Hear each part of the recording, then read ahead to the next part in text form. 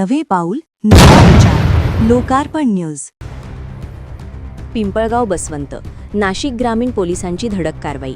पिंपळगाव टोलनाका परिसरात 535 किलो गांजा जप्त.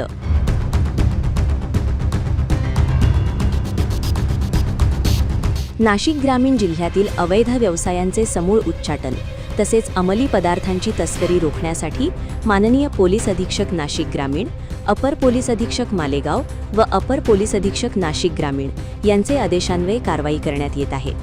त्यानुसार दिनांक 14/7/2026 रोजी पिंपळगाव पोलीस ठाण्याचे पोलीस निरीक्षक यांना मिळालेल्या गुप्त माहितीनुसार नाशिककडून मालेगावच्या दिशेने पिकअप गाडीमध्ये काही संशयित इसम गांजा या अंमली पदार्थाची तस्करी करत असल्याची खात्रीशीर माहिती मिळाली.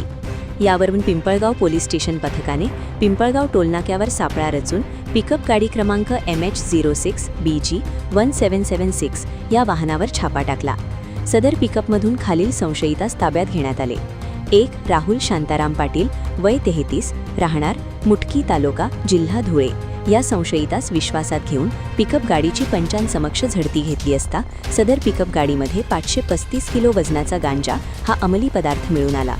ताब्यात घेतलेला संशयित हा विनापरवाना बेकायदेशीररित्या मानवी मनावर विपरीत परिणाम करणारा गांजा नावाचा अंमली पदार्थ कब्जात बाळगून कोठेतरी विक्री करण्याच्या उद्देशाने अवैधरित्या वाहतूक करताना सापडले असून त्याचे विरुद्ध पिंपळगाव पोलीस स्टेशनला गुन्हा रजिस्टर नंबर 201/2026 NDPS कायदा कलम 8 20 2 क प्रमाणे गुन्हा दाखल करण्यात आला आहे.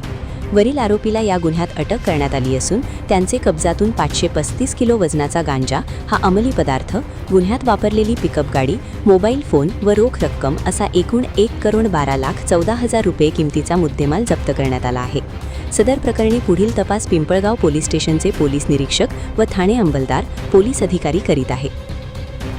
बातमी संकलन मुकुंद निर्भवणे. प्रतिनिधी लोकार्पण मराठी न्यूज.